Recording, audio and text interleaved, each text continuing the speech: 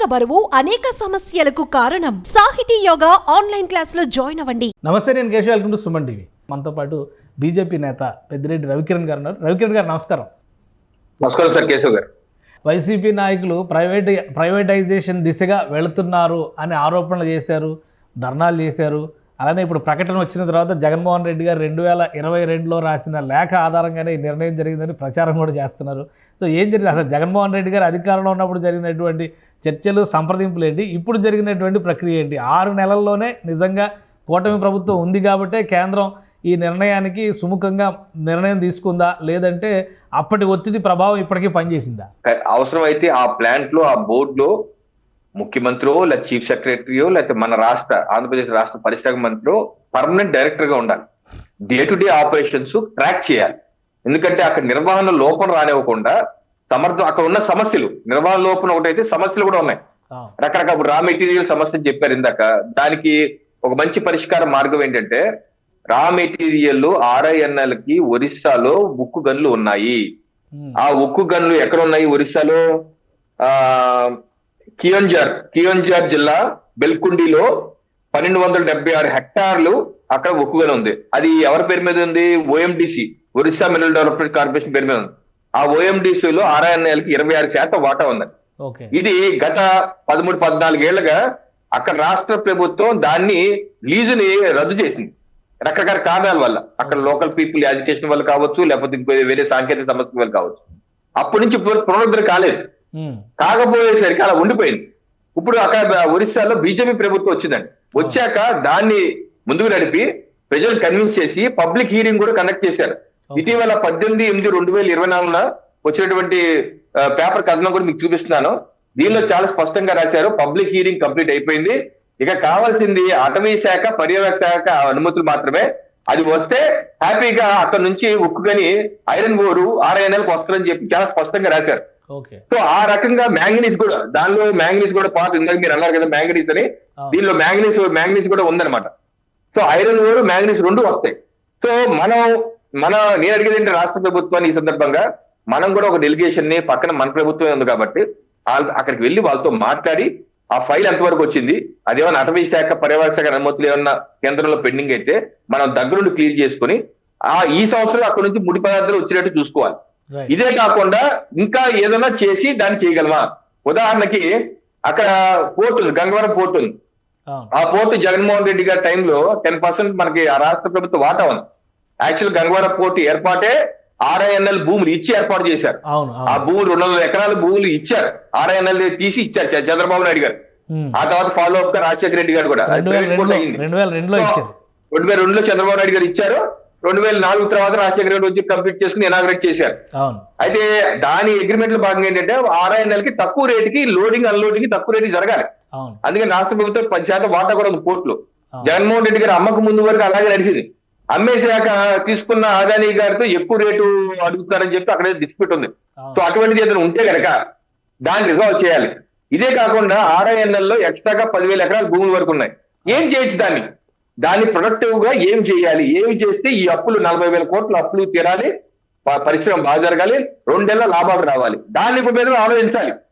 ఆలోచించి అక్కడ ఏమన్నా పెట్టగలవా? ఇప్పుడు అరసిదల మెట్టలు అనకాపల్లిలో పెడతా అంటున్నారు. అలాగే RINL ఉంది. ఈ భూములు ఇంకోటి ఏదైనా పెట్టి అందరూ కలిసి చక్కగా ఒక steel centre, steel hub of ఇండియాగా తయారు చేసి అరిజినల్ మెటల్ 14 మెట్రిక్ టన్నులు, అలాగే RINL 7 మెట్రిక్ టన్నులు, రేపు కొత్తగా ఇంకోటి ఏదైనా పెడితే మొత్తం 30 మెట్రిక్ టన్నులు ఆంధ్రప్రదేశ్ రాష్ట్రం ప్రొడ్యూస్ అయ్యే విధంగా చేస్తే రేపు గ్రీన్ హైడ్రోజన్ అక్కడే వస్తుంది. 1,80,000 కోట్లతో గ్రీన్ హైడ్రోజన్ ఉత్పత్తి అక్కడే జరుగుతుంది. ఆ హరిత విద్యుత్ ని, హైడ్రోజన్ ని ఈ పరిస్థితిలో ఉపయోగించుకున్నారు అనుకోండి, ఉపయోగించుకోవాలి. సో ఇదో పెద్ద ప్రణాళిక. ఈ ప్రణాళిక ప్రకారం రాష్ట్రం, కేంద్రం, అక్కడ పరిశ్రమ, కార్మికులు ఎన్ని ఆలోచించుకొని ఒక ప్రణాళికతో వెళ్ళాలి. అంతేగాని కొంతమంది చూస్తున్నారు ఈ మధ్య వైసీపీ గారు కూడా ఏదో మాట్లాడుతున్నారు, రంధ్రాన్వేషణ చేయటం, లేకపోతే ఇంకోటి ఏదో విమర్శించడం చేయటం మానుకోవాలి. కనీసం ఈ సమయంలో అన్న రాష్ట్ర ప్రభుత్వానికి, కేంద్రానికి భుజం నడుస్తామని చెప్పి నైతిక ధైర్యం ఇవ్వాలి. అది ప్రతిపక్ష పార్టీ యొక్క బాధ్యత. అంతేగాని ఇవాళ పేపర్ లో చూశాను, వాళ్ళు ఏదో నెగిటివ్ ప్రచారం చేస్తున్నారు. దీనివల్ల ఉపయోగమే లేదండి. మంచి జరుగుతున్నప్పుడు కలిసి రండి.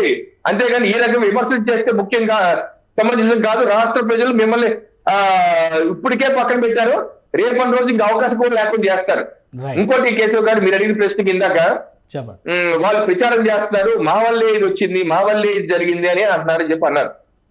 ఓకే, నిన్న కుమారస్వామి గారు కేంద్ర గౌరవ మంత్రివర్యులు మాట్లాడుతూ 2021లో జనవరిలో పెట్టుబడులు ఉపసంహరణ చేస్తా అని చెప్పినప్పుడు అన్ని పార్టీలు వ్యతిరేకించాయి. భారతీయ జనతా పార్టీ వ్యతిరేకించింది, సొంత పార్టీ అయినా, అలాగే అక్కడ ఉన్నటువంటి ప్రభుత్వం కూడా అసెంబ్లీలో తీర్మానం చేసింది, అలాగే మిగతా పార్టీలు కూడా వ్యతిరేకించి అందుకనే ఆ ప్రొసీజర్ ఆగిపోయింది అన్నారు. వాళ్ళకి ఏంటంటే చిన్న మొక్క కట్ చేసుకొని అసెంబ్లీలో తీర్మానం చేసాం అనదే ఓ చందమామ ఏదో అయినట్టు అరిగిపోయి గ్రామ్ ఓటర్ రికార్డు లాగా అదే చేసుకుంటున్నారు. కాకపోతే నీకు ఒకటి చెప్తారు, గుర్తు చేస్తారు రాష్ట్ర ప్రజలకి. ఎల్వి సుబ్రహ్మణ్యం గారు జగన్మోహన్ రెడ్డి గారు ముఖ్యమంత్రిగా ఉన్నప్పుడు చీఫ్ సెక్రటరీగా ఉన్నారు, 10 మాసాలు సంవత్సరం ఉన్నారు. ఆయన ఇటీవల కాలంలో ఒక ఇంటర్వ్యూలో చెప్తూ RINL డిస్ఇన్వెస్ట్మెంట్ చేస్తారన్నారని చెప్పి నేను ముఖ్యమంత్రి గారు చెప్తే, అయితే చక్కగా ఆ భూములు మన రాజధాని నిర్మాణానికి వాడుకోవచ్చు కదా, అలా వాడుకుంటే ఎలా వాడుతారు అడిగారు. నేను షాక్ అయిపోయాను అని ఎల్వి సుబ్రహ్మణ్యం గారు చెప్పారు. సో జగన్మోహన్ రెడ్డి గారి ఆలోచన అది. ఆ భూములు ఏ రకంగా వాడేసుకున్నాం, ఏ రకంగా గవర్నమెంట్ చేస్తాం, ఏ రకంగా ఏదో చేద్దాం అని ఆలోచన తప్పితే కన్స్ట్రక్టివ్ గా అయితే చేసేది లేదు. తప్పనిసరిగా ఈ 7 మాసాల్లో మా డబుల్ ఇంజన్ సర్కార్ అంటే ఏంటో చూపించడం జరిగింది. 7 మాసాలు మీరు అన్ని చూసిన వరుసగా ఇందాక మీరు స్టార్టింగ్ కూడా చెప్పారు, అనేకమైన ప్రాజెక్ట్స్, అమరావతి ఆదుకోవటం, పోలవరాన్ని పట్టాలెక్కించడం, మరీ ముఖ్యంగా RINL ని ఒక షేపుకు తీసుకురావటం, అలాగే హరిత ప్రాజెక్ట్స్ కావచ్చు, లేకపోతే ఓర్వకల్లో నిన్న కూడా ఓర్వకల్ ఇండస్ట్రియల్ సిటీకి ఏదైతే కేంద్ర ప్రభుత్వం 5,000 కోట్లు అభివృద్ధి చేస్తుందో దానిలో ఎలక్ట్రిక్ వాహనాల తయారీకి 13,000 కోట్లతో అగ్రిమెంట్ జరిగింది. నిన్న జరిగింది అగ్రిమెంట్. అంతకు ముందు సెమీ కండక్టర్స్ పరిశ్రమ ఓరకల్లో పెట్టాకి, అలాగే కృష్ణపట్నంలో పెట్టాకి, అలాగే జాతీయ రహదారులు, రైల్వే ప్రాజెక్ట్స్ ఇవన్నీ ఒక కొలిక్కి వస్తున్నాయంటే రాష్ట్ర ప్రజలు డబుల్ ఇంజిన్ సర్కార్ మీద చూపించిన నమ్మకం, త్రిమూర్తుల మీద మోడీ గారు, పవన్ కళ్యాణ్ గారు, చంద్రబాబు నాయుడు గారి మీద చూపించిన నమ్మకం తప్పనిసరిగా రాష్ట్రాన్ని ఒక గాడిని పెట్టి ముందుకు తీసుకెళ్లే బాధ్యత మాది కేశవ్ గారు. రైట్. థ్యాంక్ యూ రవికిరణ్ గారు మీ విశ్లేషణ అందించినందుకు. ఒరిస్సా ప్రభుత్వంతో సంప్రదింపులు జరపడం వల్ల మరిన్ని ప్రయోజనాలు కలుగుతాయని విశ్లేషిస్తున్నారు. ఇది special discussion. Keep watching. Suman టీవీలో మీ పర్సనల్ అండ్ బిజినెస్ ప్రమోషన్స్ కోసం కింది నెంబర్కి కాంటాక్ట్ చేయండి.